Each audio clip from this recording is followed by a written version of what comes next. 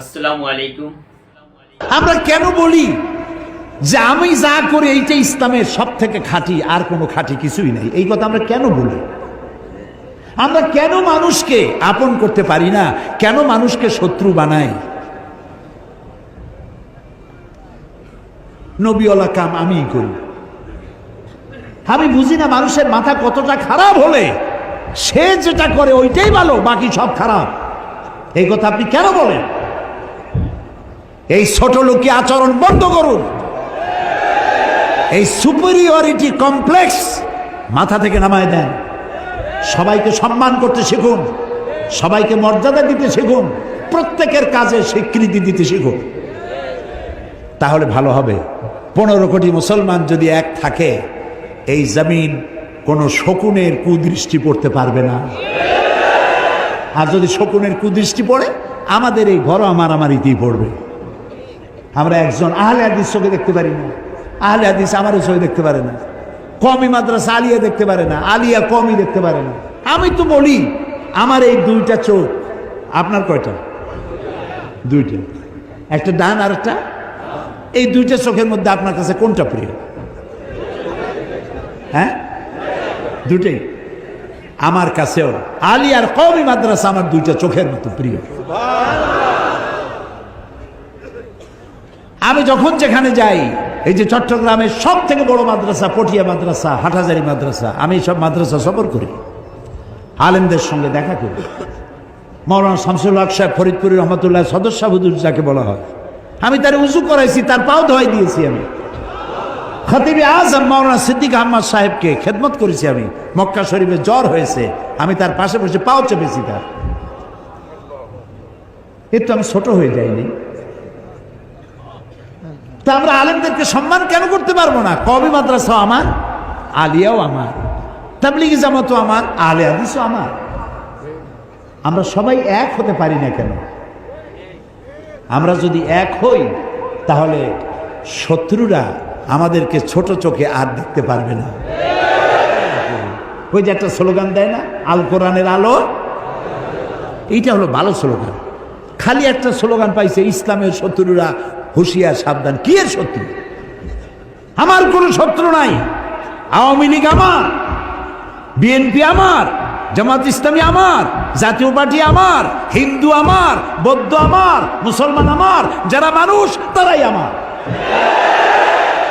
কাউকে শত্রু না বানাইয়া বন্ধু বানাতে চেষ্টা করেন, বন্ধু বানাতে চেষ্টা করেন।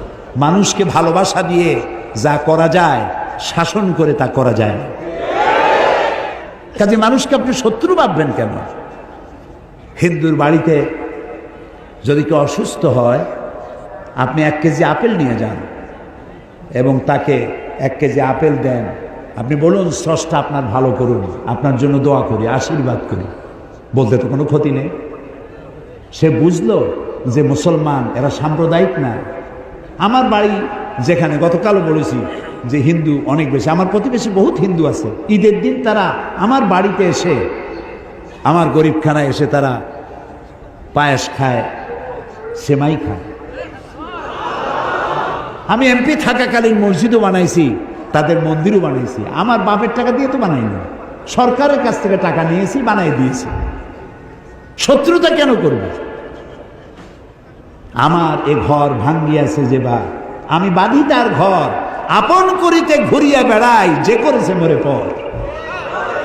কাজে মানুষকে ভালোবাসতে শিখুন, মানুষকে ভালোবাসা দিন, তাহলে মানুষগুলি দিনের পথে চলে আসবে। আমি তাফসীর করতেছি, আমি যদি বলি আমি ইসলামের সব থেকে বড় কামটা করতেছি, তো আমার মতো পাগল আর দুনিয়ায় কেউ নেই। যারা মসজিদ ইমামতি করে তারা যদি বলে সব কাম আমি করি, যারা ওয়াজ করে তারা যদি বলে সব কাম আমি করি, যারা ইসলামের বই লেখে তারা যদি বলে সব কাম আমি করি, এটা কি হইল? না, হইল না। আপনি তো বাকিগুলারে শত্রু বানাই দিছেন। আপনি স্বীকৃতি দেন, যারা ওয়াজ নসিহত করেন লাখো জনতার কাছে কোরআনের কথা পৌঁছায় দেন, সুবহানাল্লাহ। যারা তাবলিগি জামাত করেন, তাবলিগি জামাতের ভাইয়েরা নিজের পকেটের খাইয়া বাড়ি বাড়ি গিয়ে কলেমা শিখান, নামাজ শিখান, ভালো কাজ করতেছে, সুবহানাল্লাহ।